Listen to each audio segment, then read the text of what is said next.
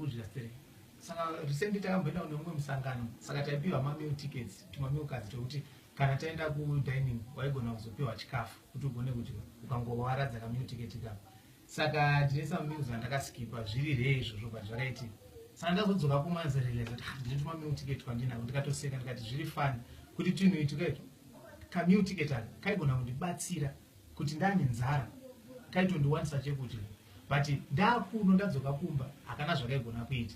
Now that's almost the same principle inoshandiswa naMwari yekuti Mwari chinhu chese chaakasika nemunhu wese wakasika atori nevalue yainayo, but value yezvinhu zvakasikwa naMwari inoita seiri attached to a certain place or a certain environment. It may not necessarily be a physical or a geographical place kuti kuFinland kana kuti kuDubai, no, but a place in the sense of maybe a field or a calling or your purpose or your career or even a relationship. Kuti iwo kana uri munzvimbo a place yawakanzi naMwari ndo yaunofana kufunctiona iri mairi, value yako inooneka zvisina kana ani anodispute.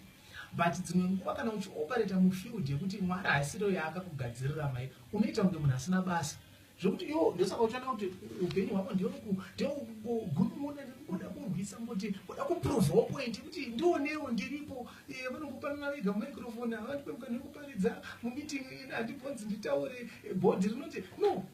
Dzimwe nguva inyaya yekuti you are not operating in the perimeters dzawakaisirwa naMwari dzinokwanisa kuti vhale yako ibude.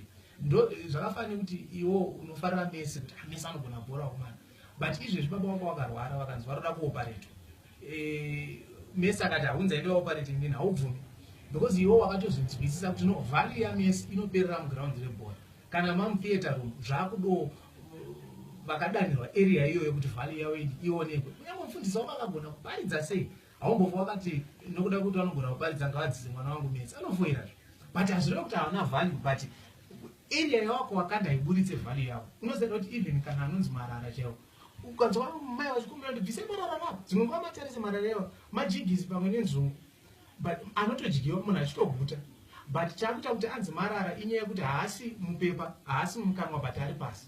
Saka urara hwavo hausi pakuti iwo zvaari asi nzvimbo yaari. Saka dzimwe unogona kufira kunge uri Marara hauna chaunobatsira nekuti uri munzvimbo isiriyo.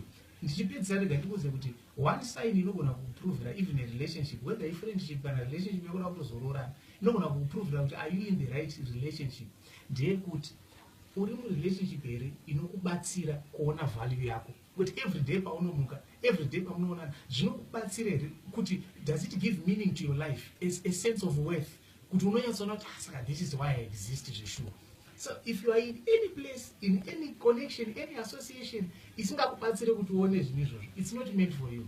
Saka find ndo muna kuti muomba unogona kuita kuti God lead me to that place inoita kuti value yangu ioneke.